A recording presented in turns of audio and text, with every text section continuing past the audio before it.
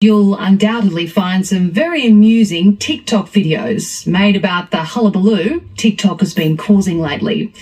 Last week, it was banned from Australian government phones and devices, deemed a risk to national security because of its Chinese ownership. That's upset the local arm of TikTok, who maintain their app is harmless fun, not a spy tool. It's also outraged the, albeit easily outraged, Chinese Communist Party, which is once again warning us not to treat Beijing as the enemy. For all its fun and frivolity, TikTok is in some serious strife. The world's fastest growing social media platform suddenly curtailed by a series of bans on government devices in the US and Canada, across Europe, then here in Australia. This is being informed by security agencies' advice on work that's been done and provided to governments. The Chinese-owned video-sharing giant has been declared a risk to our national security, which, not surprisingly, has infuriated Beijing.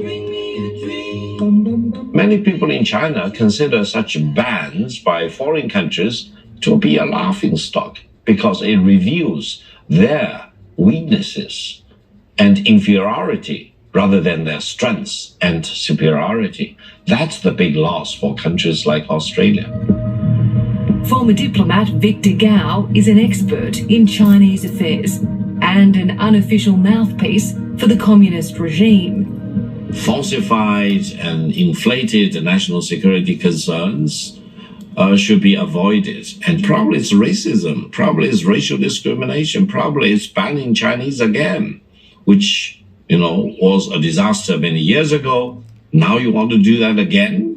It will not be a success. To be fair, I think there's no suggestion of racism against the Chinese people. The concern is what the Chinese government could do with our data. Those are two very different things. I think Australians need to be really confident about their own system rather than being threatened by TikTok. It's amazing. It's the sheer amount of personal information that TikTok harvests that has raised concerns. I think most people would think TikTok's just like any other app. It's very different for two reasons. Because of where TikTok comes from, it's owned by ByteDance. ByteDance is a China-founded company. They have a very different approach to privacy in China to what we do. And the second thing is we looked at the application itself, and the app collects more data than other social media apps, aside from apps that were built in Russia. Few people have an understanding of this video-sharing juggernaut quite like Robert Potter. He's boss of Australian cybersecurity and intelligence firm Internet 2.0, the company that cracked the source code of TikTok. So they said they didn't collect GPS location data, and we saw that they were heavily collecting location data.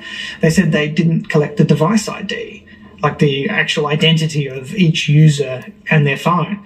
Well, we saw that. And one of the big things that we saw was TikTok specifically said that they don't have any user data in China. And we saw that when we studied the application, that it was regularly connecting to Chinese servers. So when TikTok says we don't have a server on mainland China, that is not true. That's definitely not true. TikTok mines a trove of your most precious private information. Every hour, it pinpoints exactly where you are.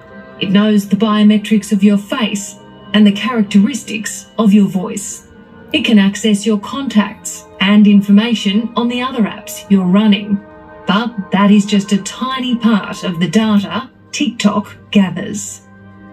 It can collect your keystroke patterns or rhythms, body language, face and body features, access to your clipboard. So that could be photos that are stored in memory in your phone. It could be your passwords that are stored in memory in your phone. over time, they've built out the amount of collection they do. So on the latest version of the app, there is a super location field that allows them to collect which direction you're facing, how fast you're moving, how high off the ground you are, your latitude and longitude. This is unbelievable. Is there anything they don't know about us? No. The fear is that China's draconian national security laws could see our data accessed by Chinese intelligence, and we'd never know.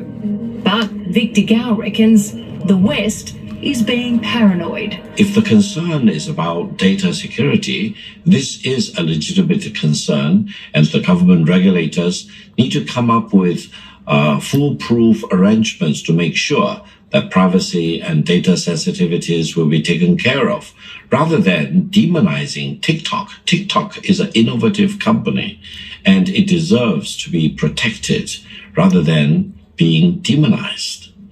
At the moment, I think there are no guarantees that ByteDance, the Chinese government, won't access Australian or American, for that matter, personal information. Well, if you follow your logic, no electronic device will be safe, because if you generalize national security concerns, you actually see devils everywhere. TikTok's boss in Australia, Lee Hunter, agrees. He insists the backlash is being driven by politics, not fact. It's really important that Aussies understand that the most important thing to us is keeping their user data safe and secure and respecting their privacy. But if the CCP or someone from the CCP or the Chinese government or national intelligence asked for that data, we wouldn't know about it. If they asked for that data, we wouldn't give it to them. Well, they wouldn't ask you, they'd take it. I think we need to be careful about how we work with China, but at the end of the day, TikTok is not China. We're an entertainment platform. We're about giving people interesting videos in their day. In this digital showdown, the US is leading the charge. TikTok is the spy in Americans' pockets. Lawmakers pushing for an outright ban on the app unless ByteDance sells off TikTok. What happens next could have far-reaching implications. I think banning TikTok and forcing fire sale of TikTok is not a sign of strength. It's just the opposite. So you think we're making ourselves look bad, look inferior? Absolutely. I would also urge the Australian government to really treat China as an equal, because you do not want to have an enemy with 1.4 billion people. That's really the nightmare you want to avoid. We do not need to love each other. We just need to get along with each other. That's the point for China-Australian relations. Hello, I'm Amelia.